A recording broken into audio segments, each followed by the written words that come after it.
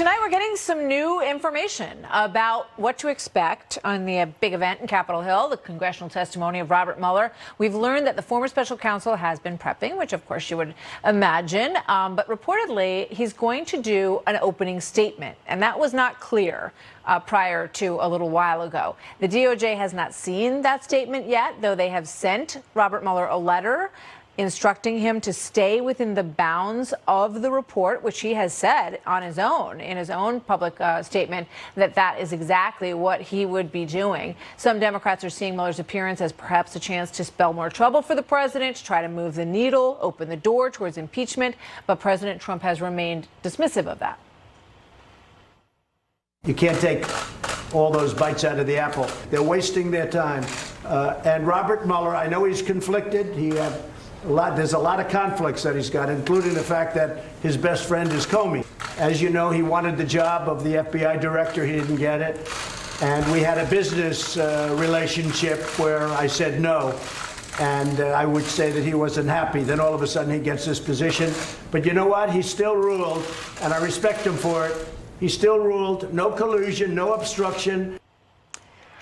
A lot there to unpack. Here now, Judge Napolitano, Fox News senior judicial analyst. What did you make, first of all, of the president's comments there? He's really on both sides of the issue. You know, the guy's a bum and he wanted a job I didn't give him. On the other hand, he exonerated me. What we didn't see is he said, I'm not going to watch it. I might watch a little of it, but I really have better things to do. Of course he's going to watch it. He's got so much riding on this. If the Democrats think they can accomplish in one day for Donald Trump what Sam Ervin and company took months to accomplish with Richard Nixon, admittedly in an era before cable and with a far less popular president, they're going to have to try and pull something out of the hat, something we don't know already, which is hard to believe that Bob Mueller would tell us something new. So we have the 444-page report, which is like a prior statement.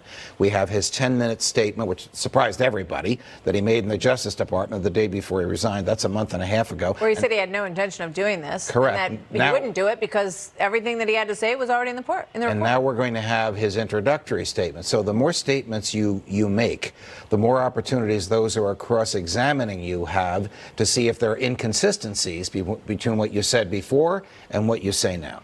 You know, I thought it was very interesting that he was going to make this opening statement, because that says to me that there's an opportunity to have sort of a perspective on what you're about to say and on the questions that you're about to answer, right? So all of us who are following it word by word are going to dig into that opening statement and try to see whether or not Robert Mueller is trying to send the message that he, but for the presidency, but for the practice of not indicting a president, that there was enough there. Oh, I am sure that that's going to be one of the questions that the Democrats will ask. Isn't it true that the only reason that there's enough evidence to indict him if he were Donald Trump, private citizen? And isn't it true the only reason you didn't ask your boss, Bill Barr, to indict him is because of the two of the three, because one of the DOJ opinions says you can indict, two say you can't, because of the opinion you chose to follow. Did you show this opening statement to anybody in the DOJ? And if you did they make you change it? And what did you want to say before they made you change it? I mean, that could take a half an hour right there. Yeah. If Robert Mueller says, I would not, the only reason that we didn't indict is because he's a sitting president, that will fly in the face of what the Department of Justice has said were 3 different meetings where he signaled that that was not the case. Yes, and that will provoke unbelievable response from the Democrats. For them, that'll be a gotcha moment, and they will run with that ball and try and reintroduce, I think, I don't want this to happen, but I think they will try and reintroduce the impeachment articles, I think, in a broader and more effective way than the ones that failed last week. That's what this is all about. Yes, Whether of course that's what it's open. about, yeah. yes. Politically. Judge Napolitano, thank you very much. You're welcome.